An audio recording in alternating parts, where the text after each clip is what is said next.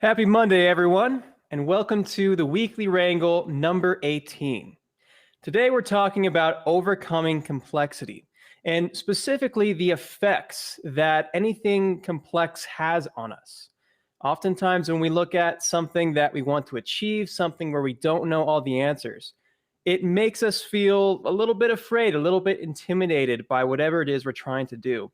And so let's go ahead and check out complexity, understand that better. And as always, at the very end of this wrangle, I'll be doing some news, an artist highlight, and some live Q&A. So feel free to add any questions or comments along the way.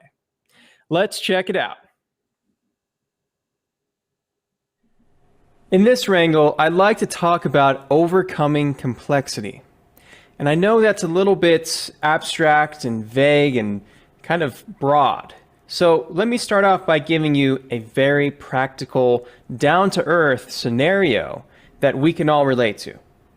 I want you to think about a time when you were trying to think about a big goal that you wanted to achieve. Maybe you were writing something down that you wanted to do in the future, or perhaps even just in your head, you wanted to achieve some sort of big goal, some sort of big task.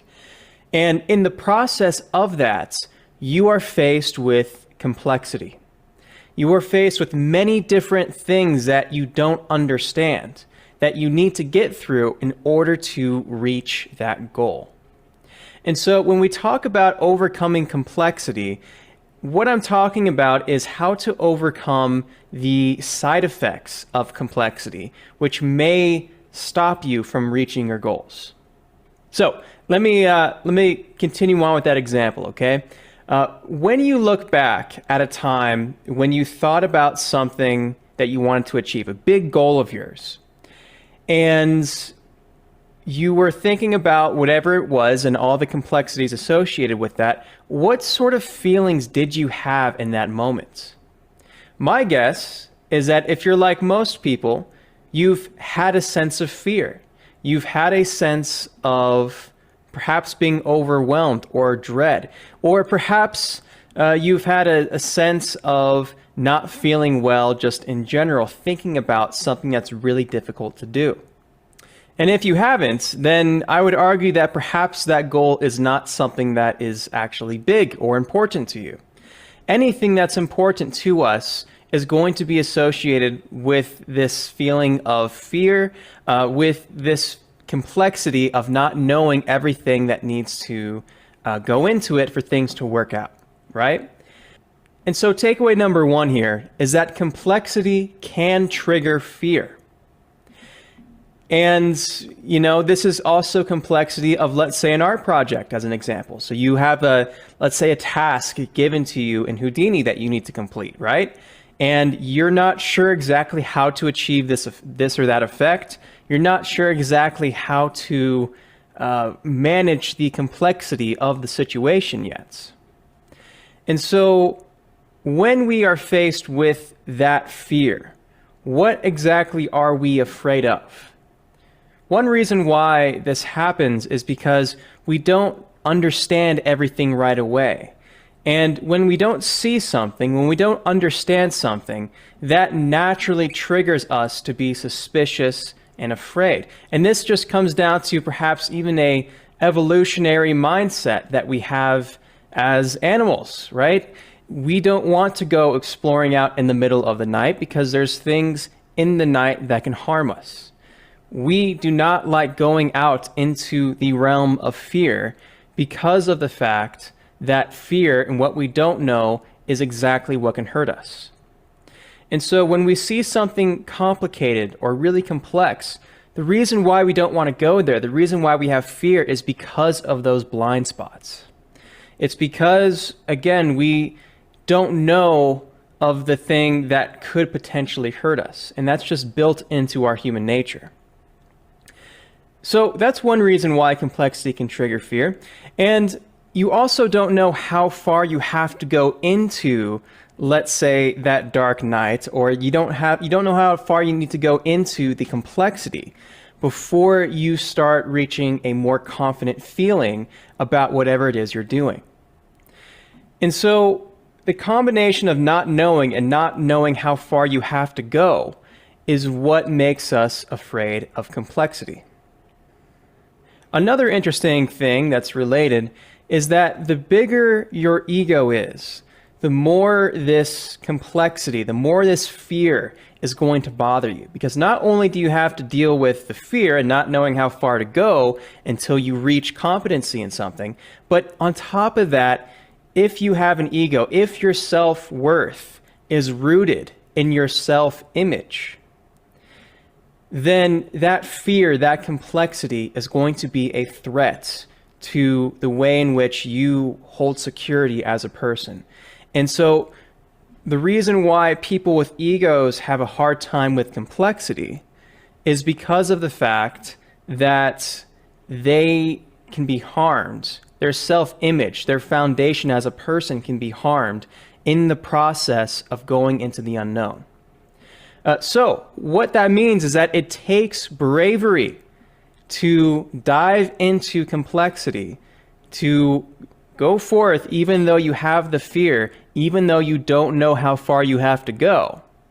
And the reason why this takes bravery is because you're forced to embrace that fear. You're forced to deal with it.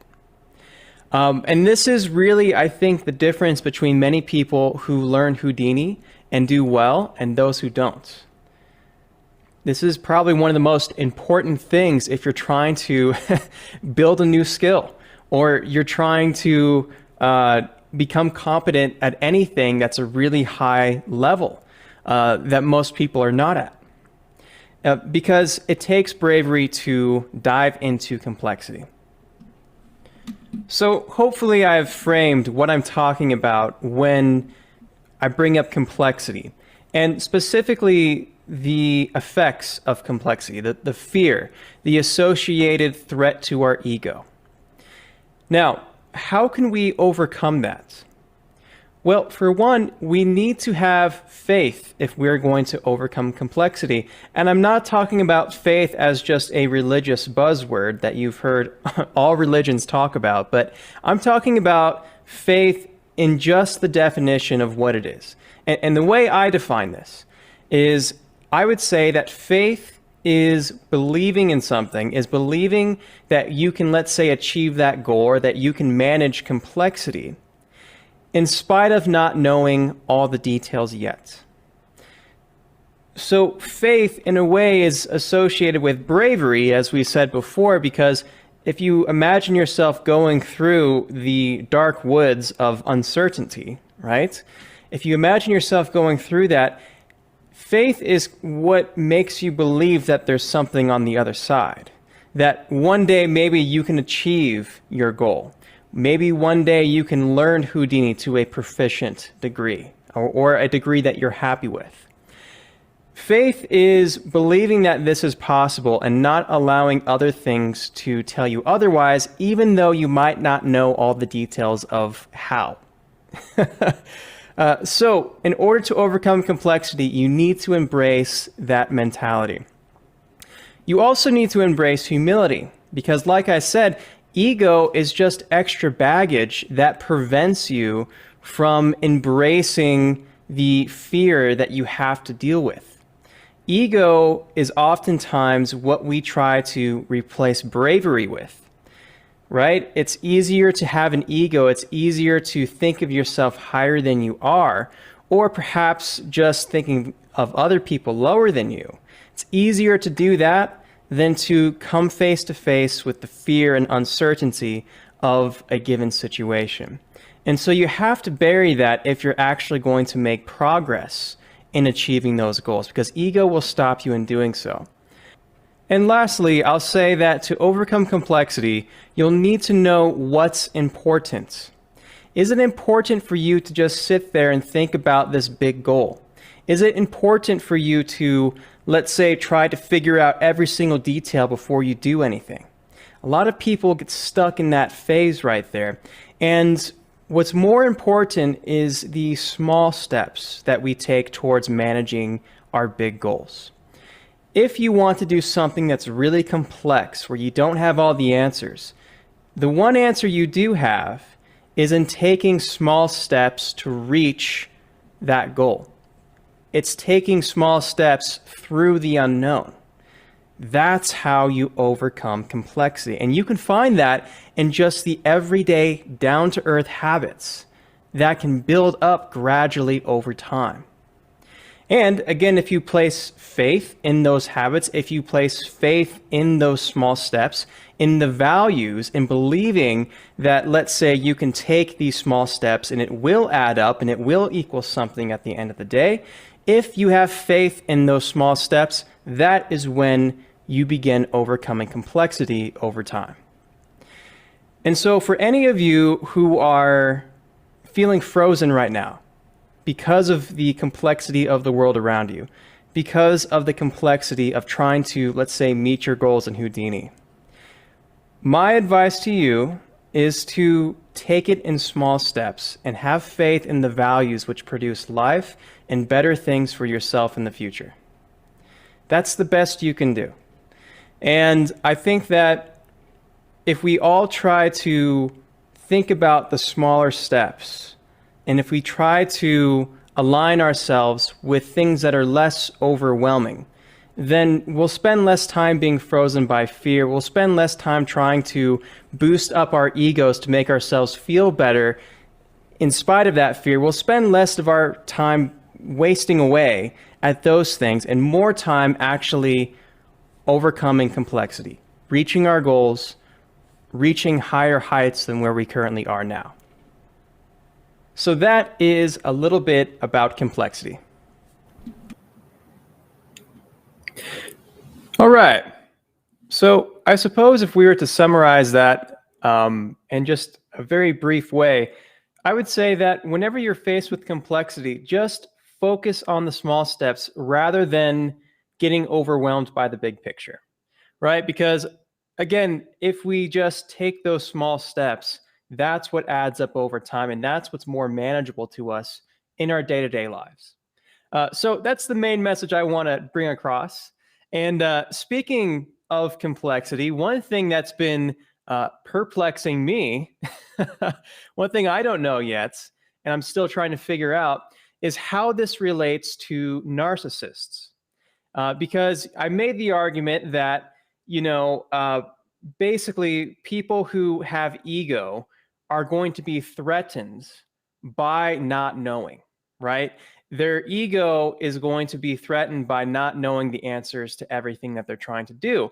And yet, why is it that narcissists seem to always reach really high heights at whatever it is they're doing, in spite of being completely driven by ego?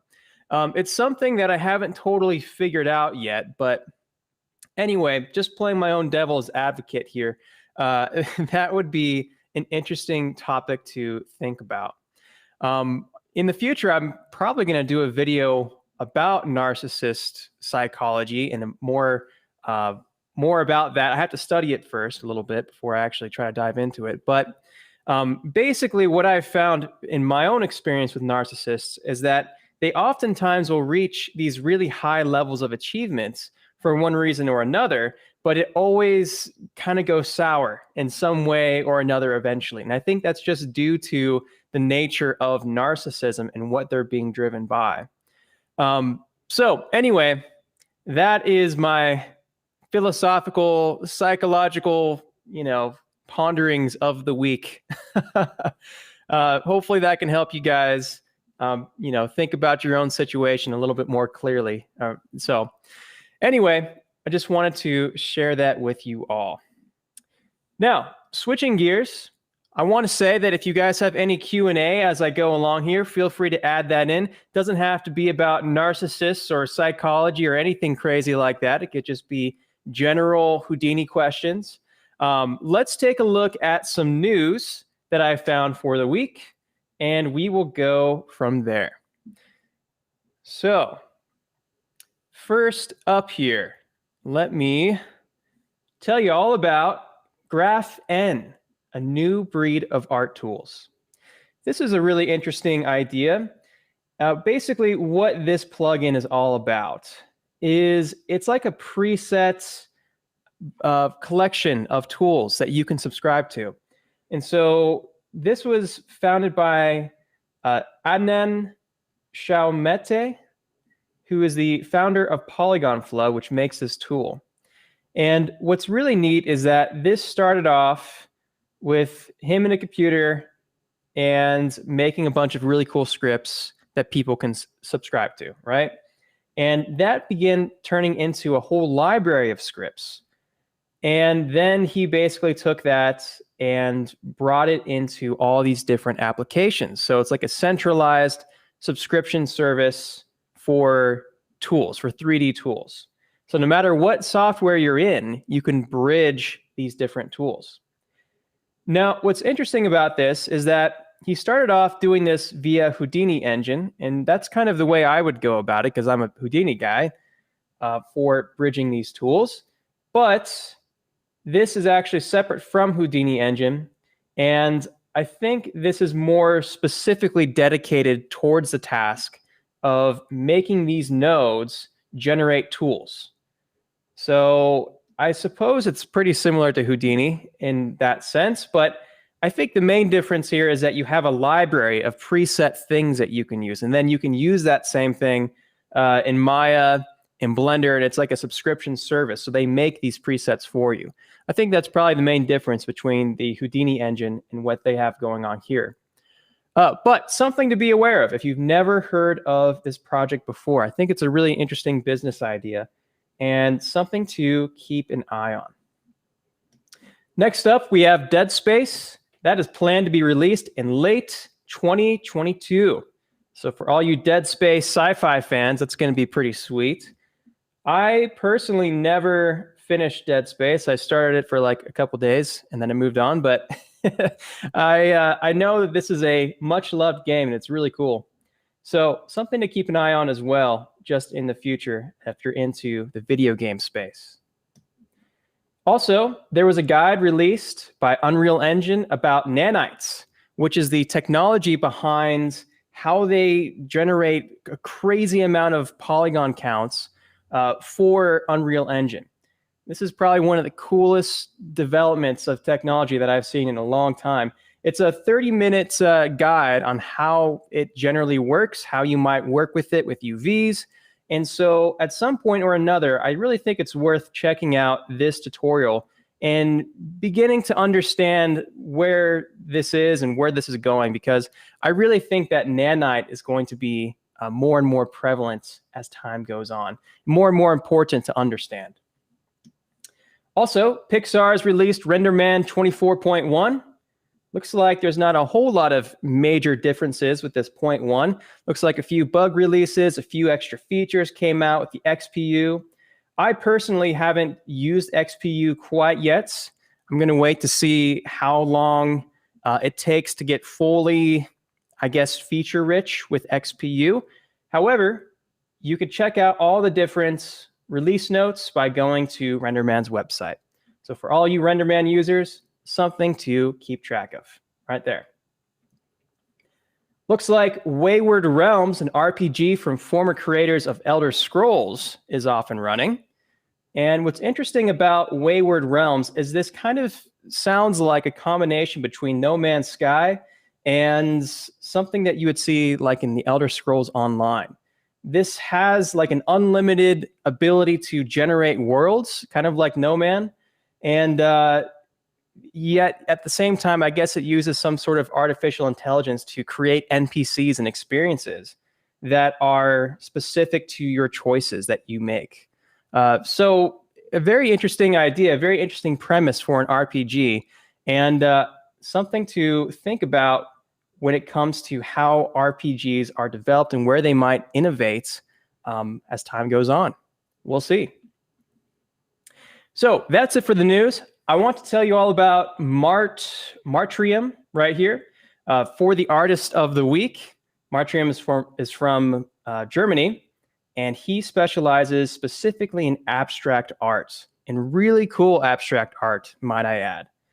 So, I mean, just interesting shapes, interesting forms, renders. I personally love this kind of stuff just because, you know, it takes a fair degree of creativity to innovate every single time you do one of these things. I mean, comparing something like this down to something organic like this is really cool. And honestly, for you guys that are interested in those abstract styles, this is a great thing to bounce ideas off of. So I just wanted to show you guys Martrium, a really cool artist to bounce your own ideas off of.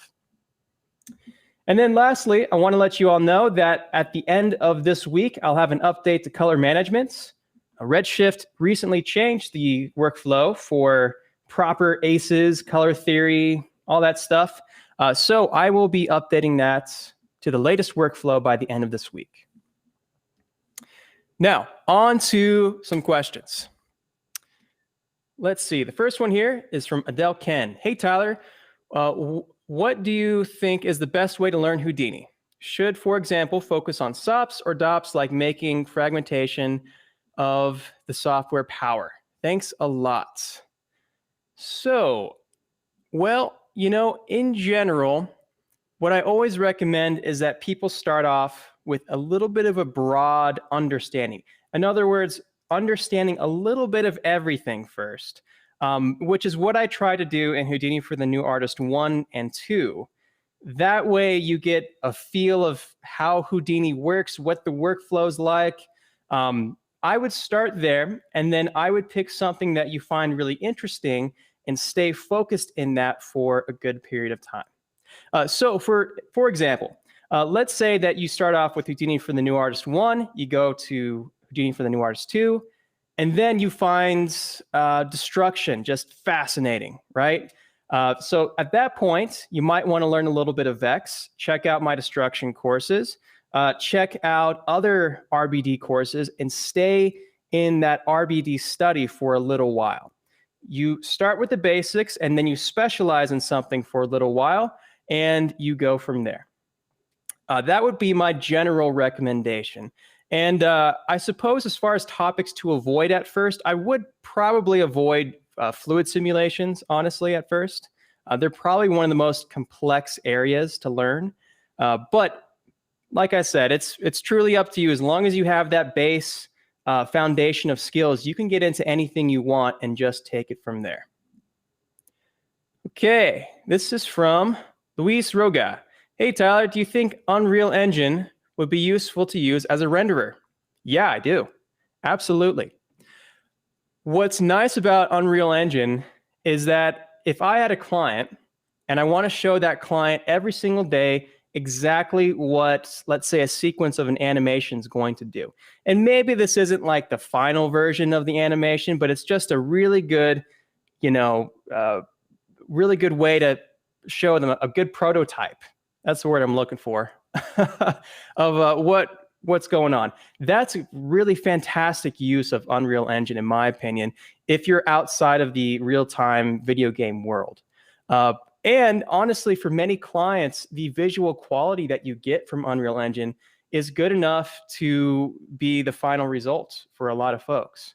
So yes, I'm a big fan of using Unreal Engine. However, if you need to take it the extra step further, it is good to, let's say, build everything in Houdini and have the option of using a render engine at the very end, like Renderman, V-Ray, Arnold, whatever, Redshift, just to have the option of giving that extra boost in visual quality if you need it. So that's what I think about Unreal Engine right now. Okay, second question. Would it be helpful if you can add a discount for students for the CG Forge subscription? Well, you can find discounts. The way that I do it is that if you decide to pay in, let's say, 3, 6, or 12-month increments, you will have savings that add up to a certain number of months for free every single year. So as an example, let's say that you decide to pay every 3 months at CG Forge. Well, if you stay subscribed over the course of the year, that's going to add up to a free month of CG Forge. If you decide to, let's say, buy the whole 12 months, then I basically give you 3 months for free. So that's how I build in discounts. And, I try to keep it simple like that for right now when it comes to subscriptions. And there you go. I think that is the main direction I'd point you towards. So let's see. I think that's about it for questions for the day, unless you have any more. Shout out to Massimo Balta as well. I think I said that. Or Beta, right there. And if, again, you haven't followed my social media stuff, let me put that on the screen real quick so that you know. When I do release color management or the update to that, you'll be able to find a post in any of these things. So Instagram, LinkedIn, Facebook, Twitter. And I'll try not to spam your guys' inbox with promotion emails and things like that, because I know nobody likes that. But anyway, that about does it for this week. I hope you guys have a great time in work and whatever you're doing. And I will see you all next time.